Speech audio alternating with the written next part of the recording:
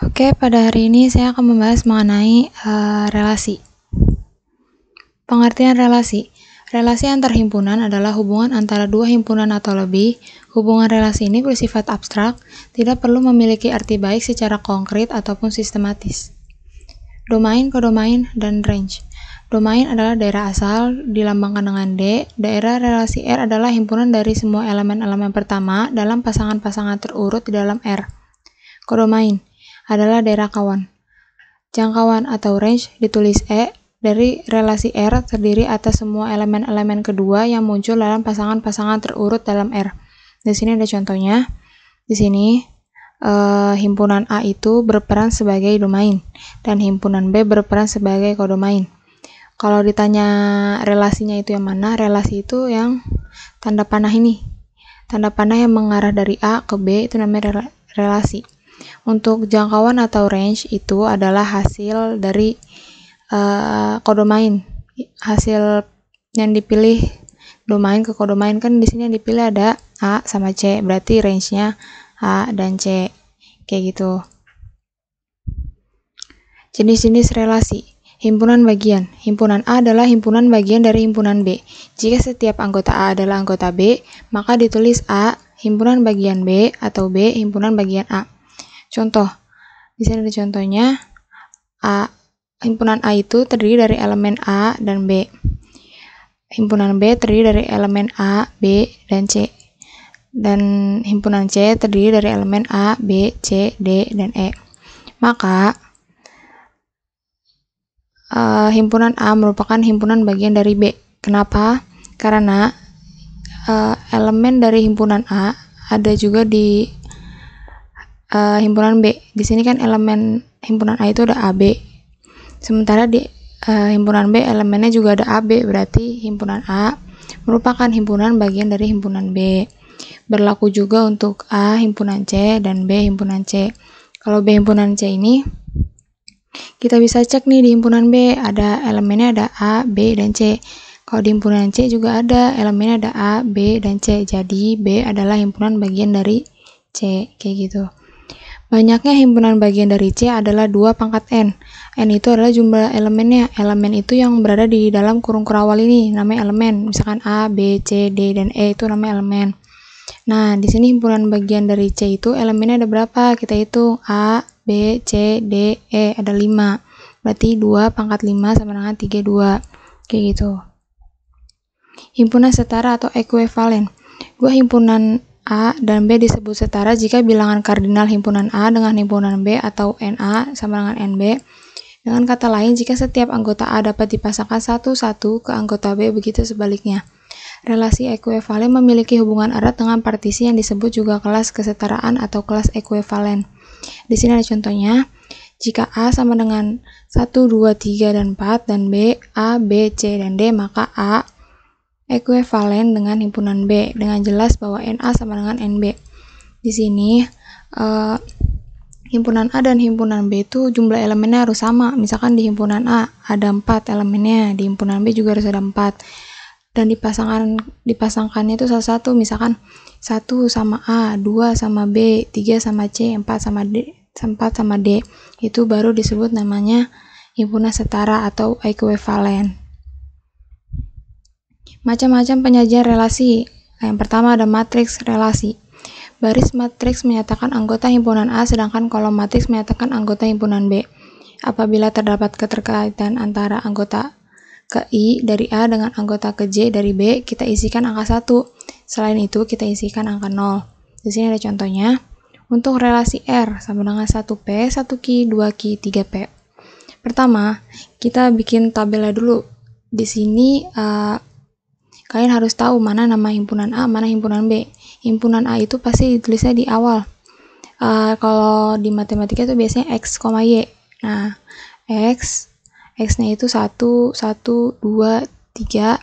Y-nya itu berarti P, Q, dan P. Berarti Y-nya berarti kita cuma butuh 2 tabel karena di sini cuma ada huruf P sama Q.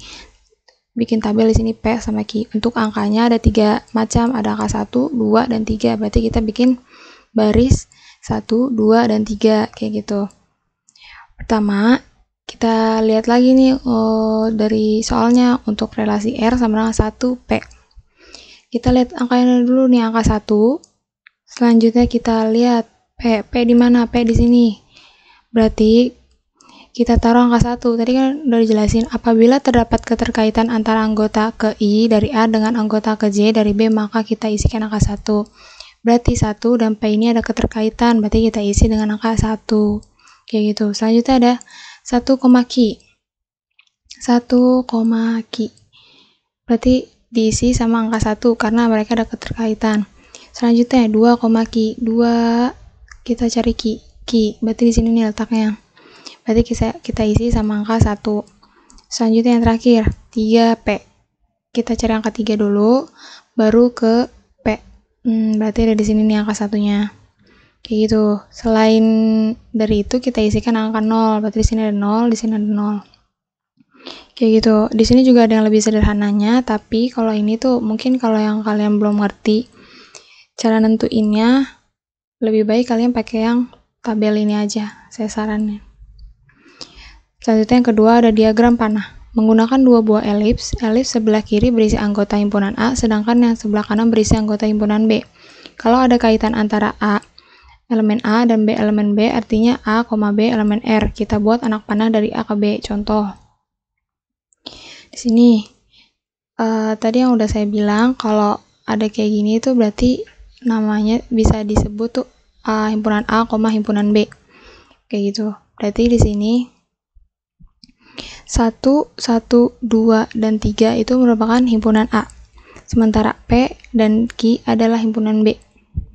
Berarti kita pasangkan nih. Kan kalau diagram panah udah pada ngerti kali ya. Jadi di sini 1P kita tarik garis. Selanjutnya 1Q, dari 1 ke Q kita tarik garis.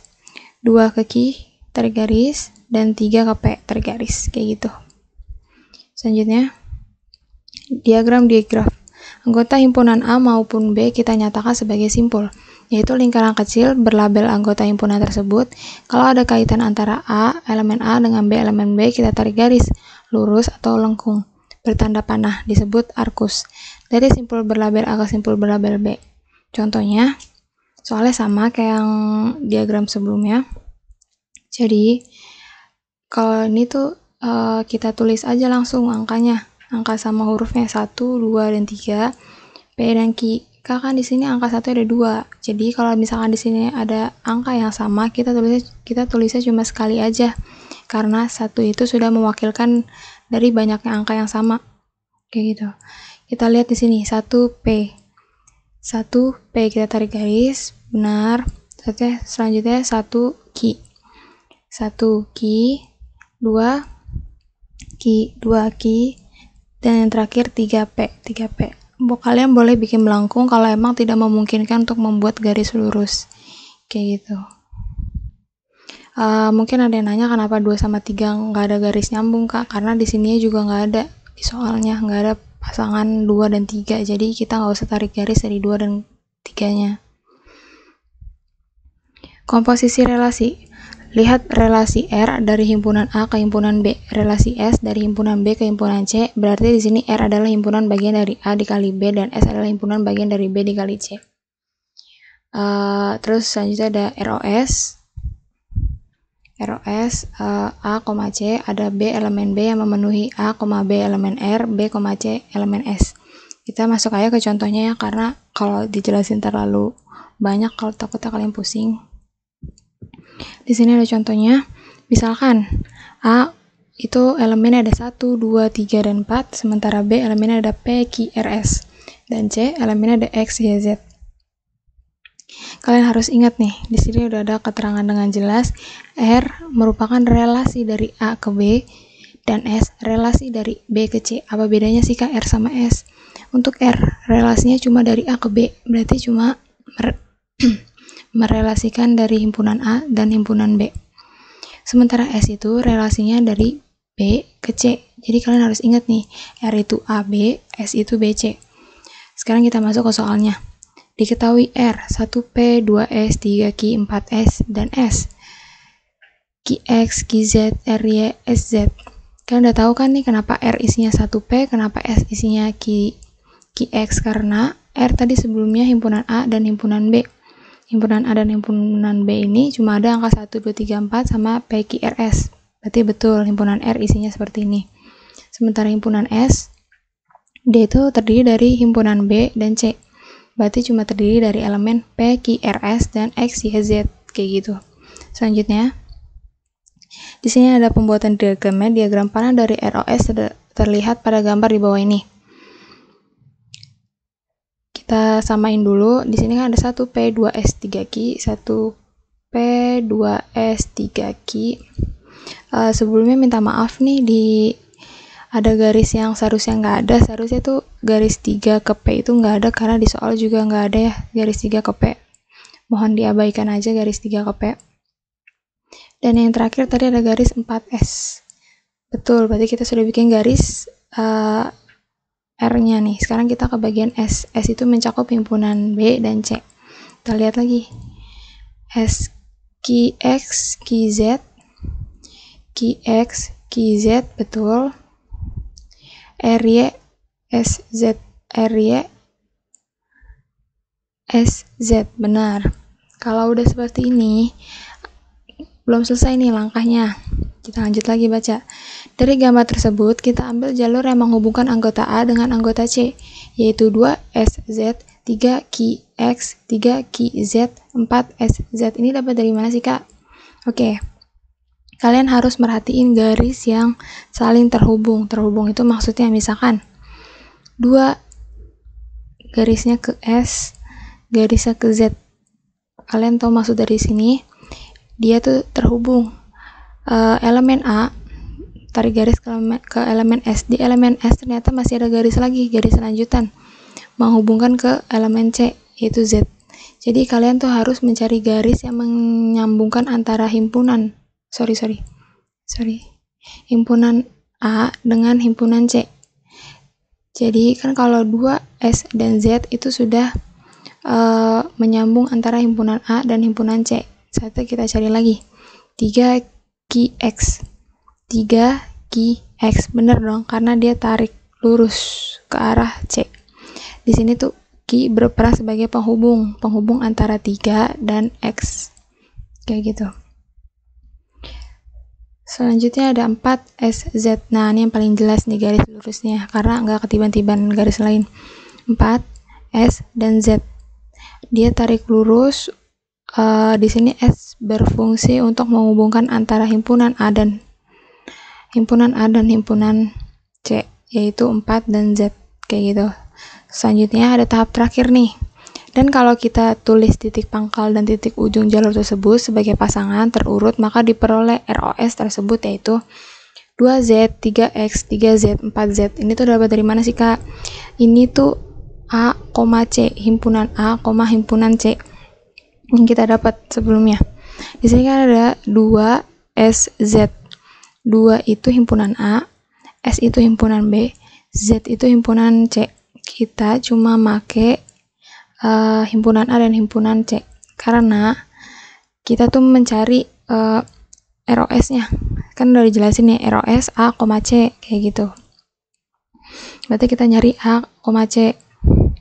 Di sini A-nya itu 2, C-nya itu Z. A-nya itu 3, C-nya itu X. A-nya itu 3, C-nya itu Z. A-nya itu 3, C-nya itu Z. A-nya itu 4, C-nya itu Z. Kayak gitu. Selanjutnya, sifat relasi. Misalkan R sebuah relasi pada himpunan A, maka R disebut refleksif bila A, elemen R untuk setiap A elemen A, jika setiap elemen A berhubungan dengan dirinya sendiri. Irefleksif jika setiap elemen A tidak berhubungan dengan dirinya sendiri. Simetris bila untuk A, B elemen R berlaku B, A elemen R.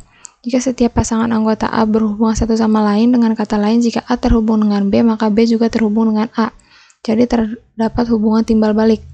Transitif bila untuk A, B elemen R, B, C elemen R berlaku A, C elemen R. Antisimetri jika setiap A dan B yang terhubung hanya terhubung salah satunya saja dengan asumsi A dan B berlainan. Selesai.